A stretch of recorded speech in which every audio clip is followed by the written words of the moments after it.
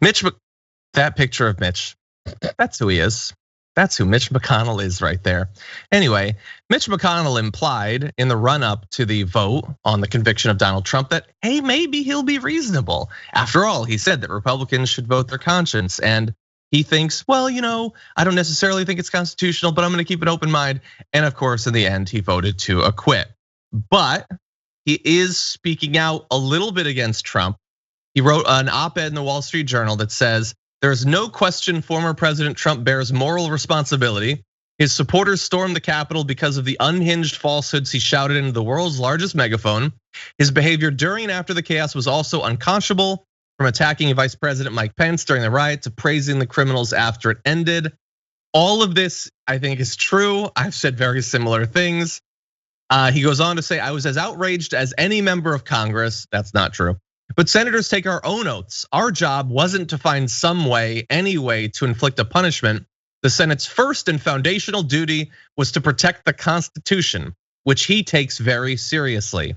And he says, "The instant Donald Trump ceased being the president, he exited the Senate's jurisdiction. I respect senators who reach the opposite answer. What deserves no respect are claims that constitutional concerns are trivialities that courageous senators would have ignored.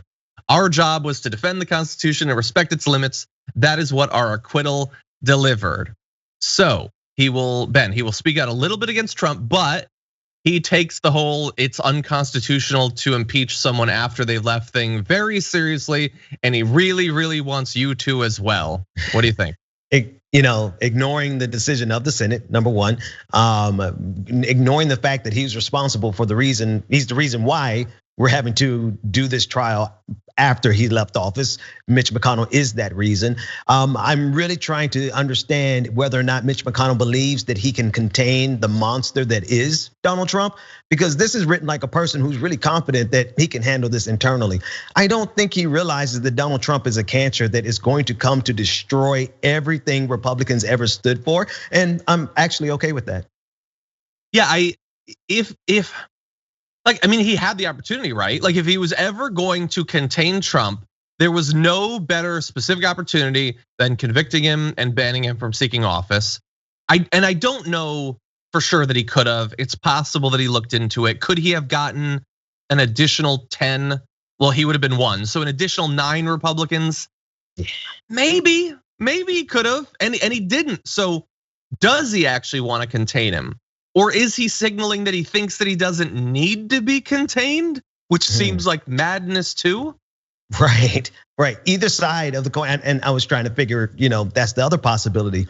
But both of them are highly irresponsible for someone who, they have an agenda, they have goals, they have their methodology, they have a method to their madness. I mean, they're illogical from our perspective, but they have a plan.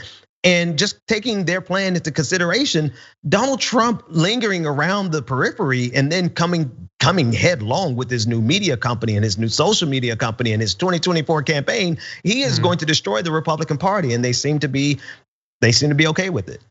Yeah, and again, like we were saying during our break, Mitch McConnell, he's protected for 6 years, and I'm sure that's probably enough from his point of view. He's going to be $1 billion by then. But other Republicans in theory could go down either because of, like Trump-backed or QAnon, like official QAnon-sponsored candidates, or because the Patriot Party runs a third-party senator and makes it effectively impossible for Republicans to win anywhere. I don't know. Like these, from the point of view of Mitch McConnell, I would consider these, like if I'm trying to play devil's advocate and look from his point of view, these are serious threats. And he is responding as if he doesn't think that they are. And I get that he's been very successful getting what he wants in the Senate, but I feel like he's playing this wrong here. Yeah, he's overplaying his hand. And perhaps though, I think you might be onto something. He could just be like, I'm out of here in 6 years anyway, so whatever. So he could have no plan at all. He could just be a chaos agent at this point. Maybe. And one other point I want to get to from his op-ed that we don't have a graphic for, but when he says we had to acquit him because it's unconstitutional to impeach someone who's been out, even though they've impeached other officials that have been out of office, the whole thing is BS. And even though he then goes on to say if it had been constitutional, then I would have had to seriously think about the case, implying that he didn't even do that. But then obviously the follow-up to that is, but you are the guy that made it so that he was out of office. Oh, that's a call.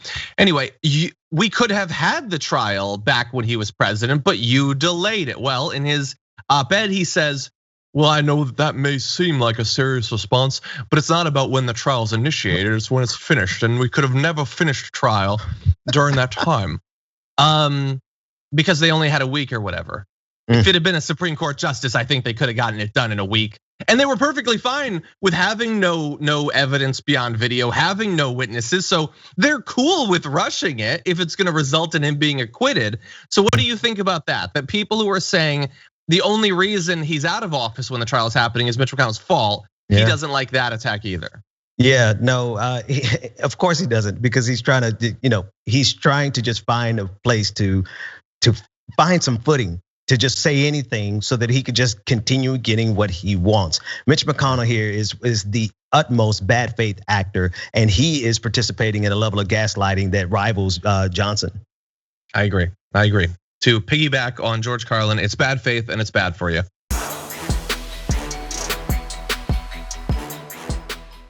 For more political news breakdowns, interviews, stories of activism, and me trying my hardest to care about the occasional big celebrity news story, subscribe to our YouTube channel at youtube.com/The Damage Report. And you can ring the bell wherever it is so you don't miss anything.